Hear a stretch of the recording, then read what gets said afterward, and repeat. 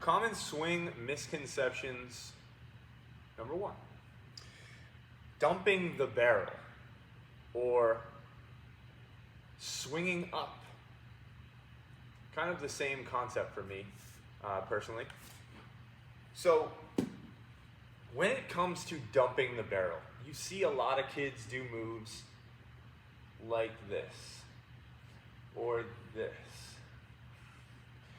And what I need people to start learning and understanding is that the hand pivot creates a strong rearward barrel. You cannot deny that every single great hitter on the planet has their barrel work rearward. What I mean by rearward is exactly what I'm saying. The barrel does this as the body turns, and that's what brings us to the ball. It's a big misconception because you'd probably say, right, that this is a pretty decent contact point or launch, whatever you want to call it, right? If I just uncoil and unpivot the hands, here I am. This move with this move. And though it doesn't look like that in real time, I promise you that it is that move.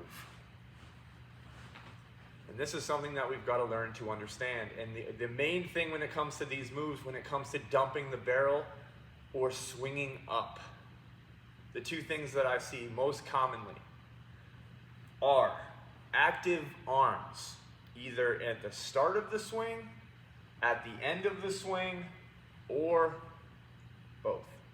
So when we have active arms at the start of the swing, two common moves we see are this. Get to here, barrel goes back. Notice I didn't do this move. Look at how I'm doing it now. I'm using my arms. So my arms start to go back and my body starts to turn, and now I get what people like to call this racing rear elbow. And as I get this, now you see this huge uppercut swing.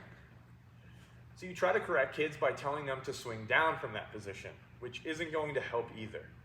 They've got to understand this move right here, where the barrel works rearward and the body turns, the rear leg turns you into the ball. Number 2, when they use their arms at the end of the swing. So you might have somebody get to the ball really good here. And now, instead of continuing to not use the arms, they get to this point, and now they start to use the arms down to the ball. And this is the one that I think is most misconstrued and most misunderstood. And here's why. Everybody sees a pop-up, or they see their kid missing underneath the ball by this much. And every single one of them thinks they're swinging with an uppercut. This is why they're missing under, this is why they're popping up. I can promise you, pop-ups do not happen because we swing like this to hit the pop-up. Pop-ups happen from swinging down on the ball. Pop-ups happen from rolling over through contact, which I'm about to show you now. When it comes to the arms, once we get to the ball, if they start to do this move, right? Let me just raise this tee up just a tad bit here.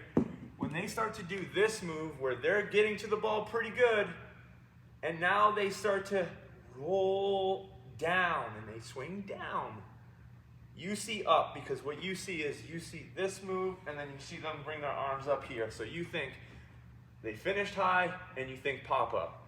Now you tell me when they get to this point, I'm going to step back so I miss the ball here.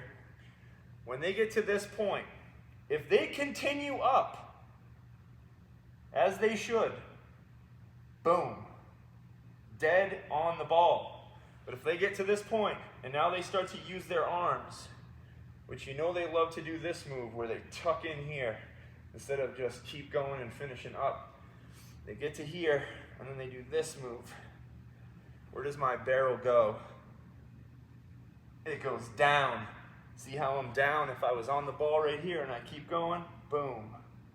I'm working up through the ball, which is what we should do. I'm not saying swing up. I think I'm very much maybe swinging down. My hands start up here, I work down to up.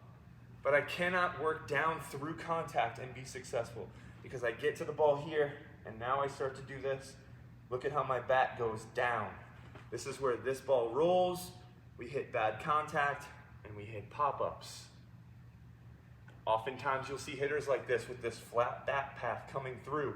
Our flat bat path, when our hands are perfectly the same height as the ball, any miss we have here, this miss, ground ball, this miss, pop-up, we've got to be finishing up through the ball so we have this diagonal bat path. So now if I'm late and I'm having this diagonal bat path, this ball, if I'm under it, goes foul. This ball, if I'm on top of it, goes foul. If I'm super early on this, again, it's going foul because my hands stay above the ball and I'm working with tilt. The next thing that we're going to discuss in part 2 is tilt and how everyone has this horrible misconception about tilt and they don't understand it at all.